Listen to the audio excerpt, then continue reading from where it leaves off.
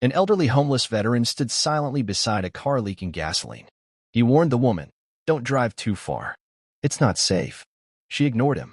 And just minutes later, the car burst into flames in front of the courthouse. What no one expected was that the woman was actually a judge. And 3 days later, she saw him again. Not on the street, but in her courtroom. Welcome to TNM Incredible Story. Let's uncover what really happened. They called him Old Carter. People near the bus depot on the south side of Eugene had seen him for years. No one knew his full name. Fewer still cared to ask. They just saw a man with a weathered face, a faded military jacket, and an old army rucksack hanging off his shoulders.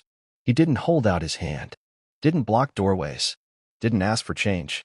He simply walked, slow, steady, through the back alleys behind grocery stores, behind diners, behind strip malls, looking for what the city threw away. He didn't dig, didn't scatter trash. He opened lids carefully, scanned, and selected. Plastic bottles, aluminum cans, glass jars, as long as they were intact. His calloused fingers handled each one like it had meaning. Because to him, they did. They weren't just worth a few nickels. They were proof. Proof he still had a purpose. Proof he still had somewhere to go, every morning. John M. Carter had once been a sergeant in the United States Marine Corps, stationed in Kandahar, Afghanistan, a time when the sound of gunfire at night meant you were still alive. He never talked much about it. All people ever saw was a crumpled piece of paper he once handed to a patrol officer. Veteran, USMC, Honorable Discharge, 2009. No medical file. No next of kin. No one coming to find him. He lived beneath Bridge 9, tucked behind the support column where the wind didn't bite so hard. A tarp stretched between two beams served as his roof. A threadbare blanket, a patched mat, and a military cap always placed carefully by his side, even when he slept. Discipline. It was the one thing he hadn't lost. Even when everything else was gone. That morning, the clouds hung low and heavy. John had just filled half his rucksack with recyclables when he heard the sputtering choke of an engine nearby. He looked up. A silver sedan had stalled in the courthouse parking lot. It had popped open. Steam curled out in tired puffs. A woman stepped out. Pressed, sharp jacket. Clipboard in one hand. Phone in the other. She didn't see him. Only the clock. The call. The crisis already buzzing in her ears. John almost kept walking. But the smell of raw gasoline in the morning air made him stop. A smell he knew. Too well. The kind that meant something was wrong. The kind that could become fire. He stepped closer. Not too close. Careful, respectful. "Excuse me. I think your fuel line's leaking. If you'd allow it, I might be able to take a look." The woman turned, startled. Eyes scanned his worn coat, the gray in his beard, the scuffed boots. Then she nodded quickly. "If you know what you're doing, please." "I'm running very late." John opened the hood. He had no tools, but he saw the emergency car kit behind the passenger seat. He motioned toward it. She gave a distracted nod. Zip ties, thermal tape, a small clamp. He didn't rush, but he didn't waste time. A temporary fix, enough to keep the car from catching fire. His hands moved like they had 1,000 times before. Not because he was trying to prove something, but because he'd once been taught how to save lives in the heat of chaos. This was just another version of it. When he finished, he closed the hood, stepped back. The woman was already climbing into the driver's seat. He stepped near the headlight, voice low but steady. "I wouldn't drive too far, ma'am. The engine's already hot. Please, get it to a garage as soon as you can. It could ignite." She hesitated just a beat, then opened her wallet, pulled out a folded $10 bill, and held it out. "Thank you. I mean it. I'm really late. You helped a lot." John looked at the bill, then at her, and shook his head. Not because he was proud, not because he was above it, but because if he took it, it would turn what he'd done into a transaction. And he didn't fix things for money. He fixed them because he still could. The sedan rumbled to life, turned out of the lot. The tires traced soft lines across the wet pavement. John stood still, gasoline on his fingers, weight of his rucksack pulling against his shoulders. The wind tugged at his faded jacket. He didn't feel heroic. He didn't feel seen. He just knew. He had done what was right, as he'd always done, even when no one asked, even when no one saluted. The sedan rolled into the courthouse parking lot, tires still slick from the rain. Rebecca Mills stepped out, heels clicking sharply against wet pavement, clipboard clutched tight, voice already halfway into a phone call. Yes, I'm here. Don't let the press in yet. 5 minutes. She didn't look back at the car. Didn't think about the man in the weathered coat. Didn't notice that her engine was still breathing harder than it should. She was a judge, after all. Used to pressure. Used to deadlines that couldn't wait. And today, the pressure was heavier than usual. In her courtroom, 3 floors up.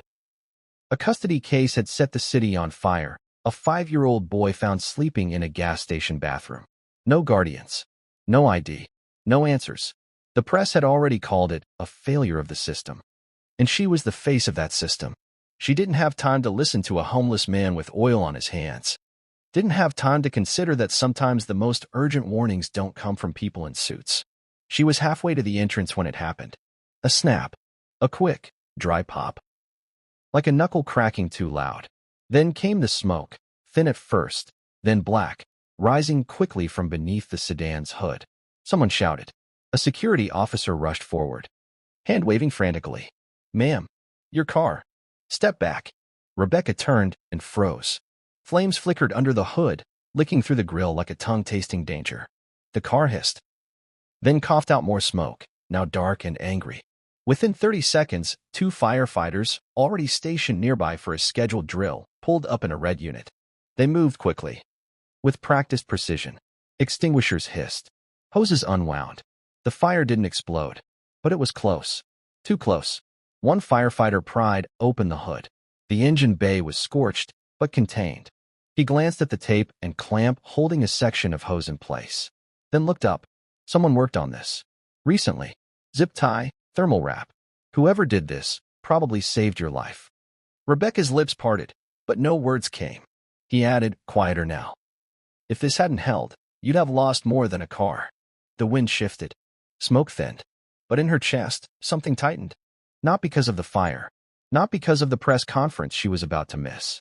But because of a man, gray-haired, quiet, who had spoken gently and walked away with nothing.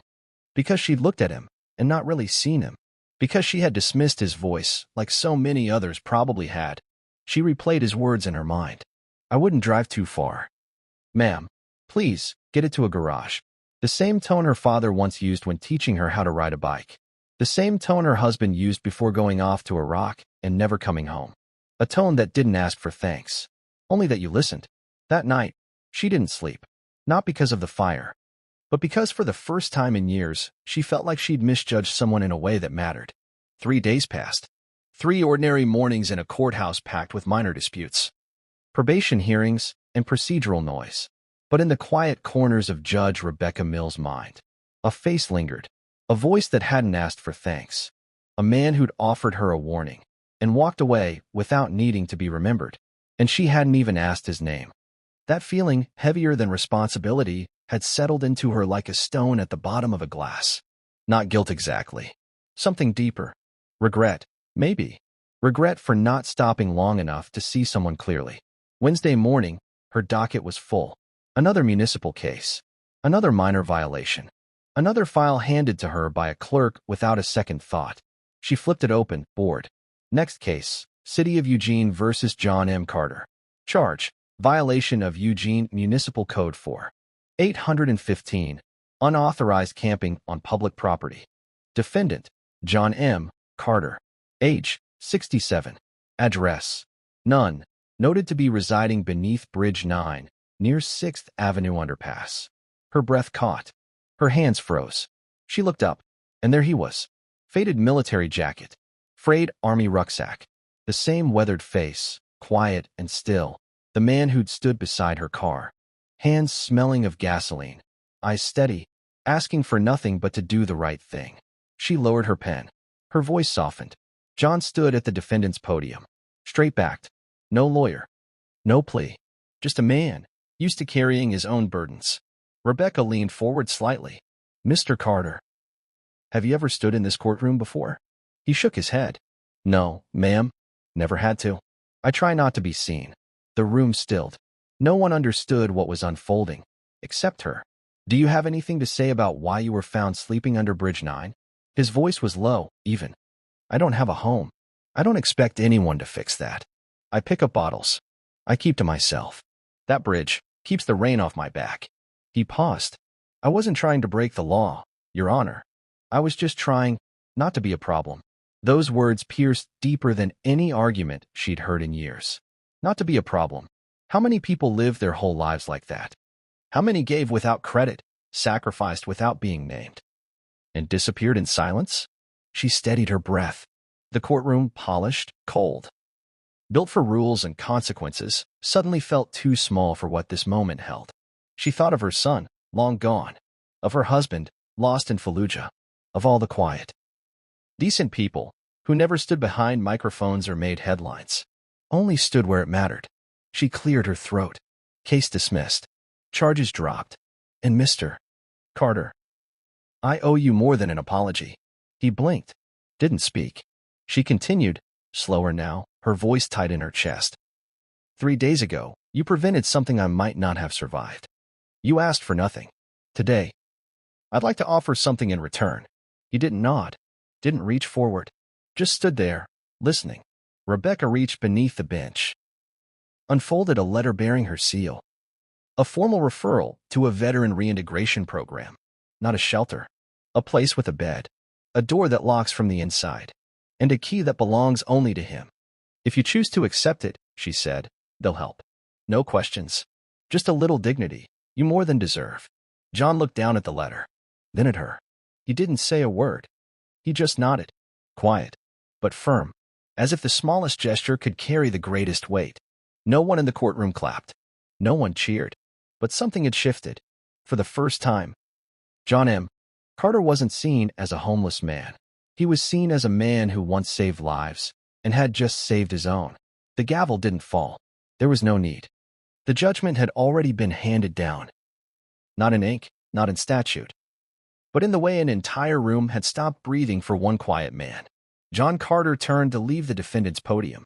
Not with triumph, not with shame, just with the weight of someone who had carried his past long enough to know how to walk through a door without slamming it behind him. No chains, no record, no fine, just silence. The silence stretched. No one in the gallery moved. Even the court reporter had paused her keystrokes, hands hovering in the air, unsure if this moment was part of the transcript or part of history. Rebecca Mills sat straighter on the bench, not out of formality, but because something in her had realigned. She had made a career of ruling on what was legal. But that day, in that still room, she had chosen what was right. And somehow, in doing so, she had remembered who she used to be. Before the ropes, before the headlines, before the years hardened her into someone who stopped seeing the people behind the cases. Outside, the local press had gathered. They weren't here for him. They were chasing another case, the custody battle from last week, or a political hearing. But as John exited the courthouse, a young reporter, camera slung over his shoulder, asked, "Sir, what just happened in there?" John blinked against the morning sun, shrugged lightly. Nothing much. Someone just listened. That's all. He kept walking. But that clip aired on the local news that evening. And in less than 24 hours, it was clipped, reposted, shared, and reshared. Someone just listened. 5 words. A throwaway line from a man who wasn't trying to make a statement, but ended up making one the whole city heard.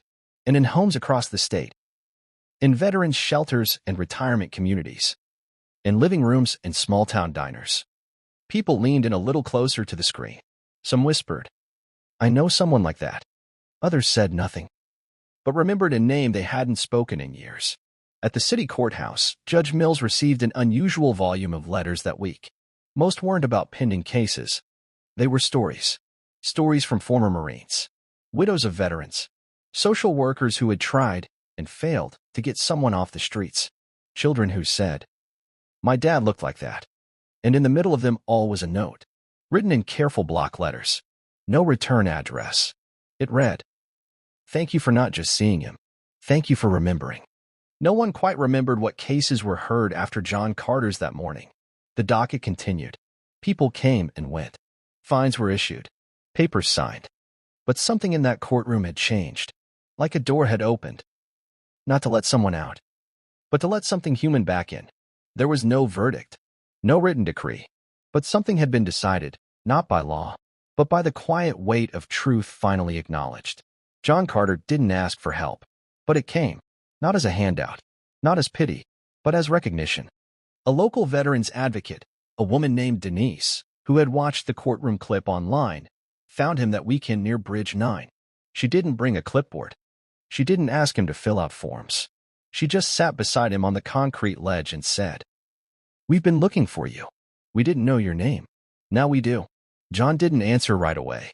He was busy sorting a new batch of cans he'd found earlier that morning. But after a moment, he looked up and said, "I never stopped being useful. Just stopped being seen." Denise smiled. "Then let's fix that." By Monday morning, a plan was in motion. The city's Veteran Reintegration Fund, long underused, had new eyes on it. John was the name that made the community care again. An anonymous donor, later revealed to be a retired federal judge, paid for his first 6 months of transitional housing.